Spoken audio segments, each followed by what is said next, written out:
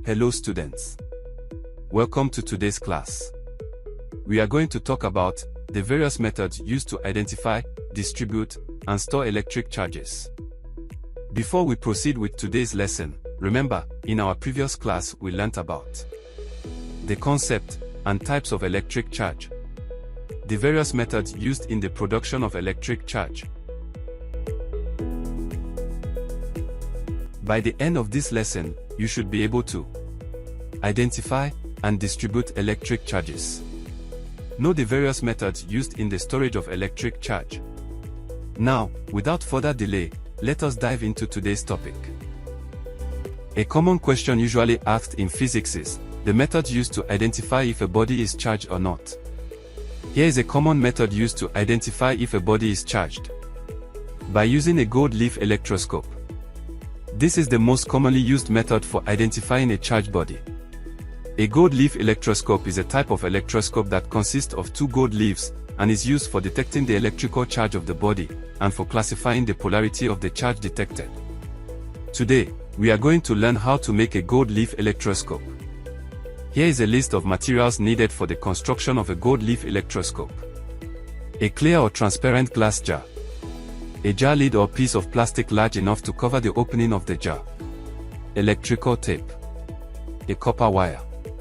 A straw. A pair of scissors. Glue.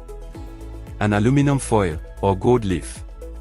Any material you want to test with, like a balloon, plastic ruler, and so on. Next, we are going to look at the procedures.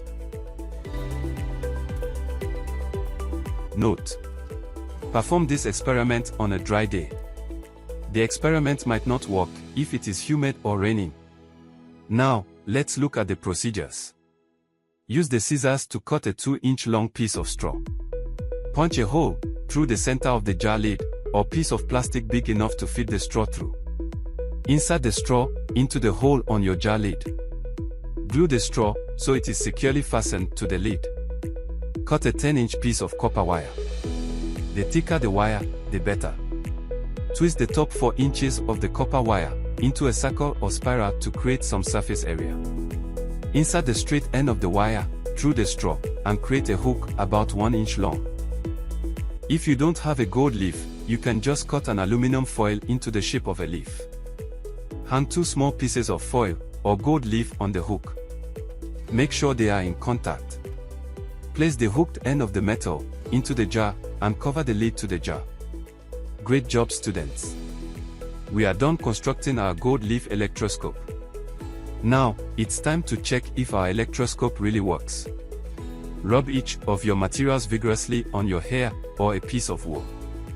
After you give each of your materials a charge, bring each material near the coiled wire on your electroscope. Be sure to record your observations. Next, we are going to talk about the distribution of electric charges. Electric charge distribution refers to how electric charges are arranged or spread out in space. It's a fundamental concept in electromagnetism, influencing the electric field and forces generated by the charges. Here are the types of electric charge distribution. Linear charge distribution. Linear charge distribution refers to the arrangement of electric charges along a straight line or a one-dimensional object. It is often used to model electrically conductive wires. An example of linear charge distribution is a wire with a uniform distribution of electric charges along its length. Surface charge distribution. Surface charge distribution refers to the arrangement of electric charges on the surface of an object, creating a two-dimensional distribution.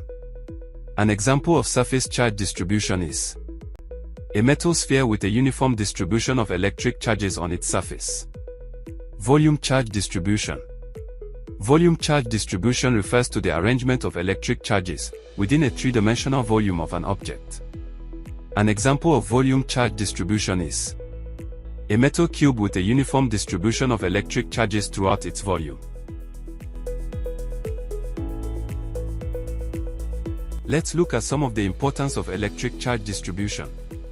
Electric charge distribution helps in understanding electric fields. Charge distribution forms the foundation for calculating electric fields, as the electric field at any point is directly related to the distribution of charges around it.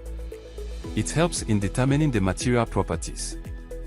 The way charges are distributed within a material determines its electrical conductivity, whether it acts as a conductor, insulator, or semiconductor.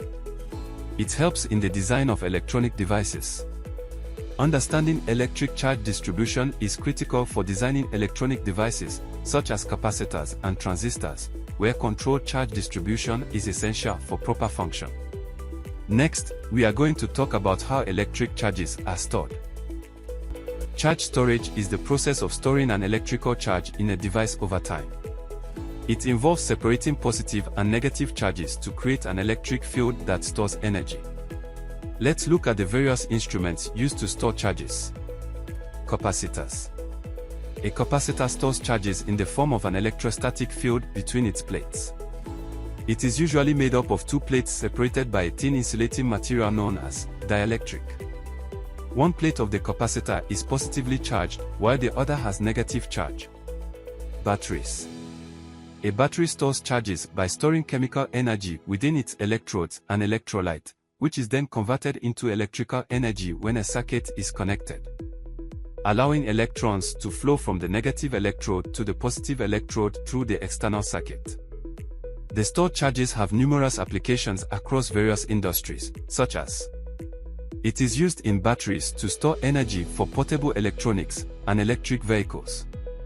It is used in capacitors to filter, regulate, and store energy in electronic circuits, such as power supplies and audio equipment. It is used in solar power system to store excess energy generated by solar panels during the day for use at night. The ability to store energy is essential for many modern technologies and will continue to play a vital role in shaping our future. Great job, students! I have two assignments for you to work on.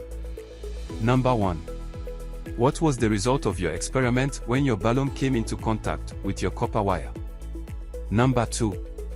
What is the difference between the three types of electric charge distribution mentioned in today's class?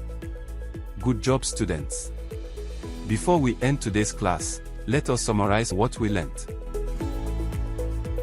In today's class, we discussed the method used to identify a charge body, the distribution of electric charges. We also discussed the storage of electric charges. Alright, students. Great job today. In our next class, we are going to talk about force fields. Thanks and goodbye.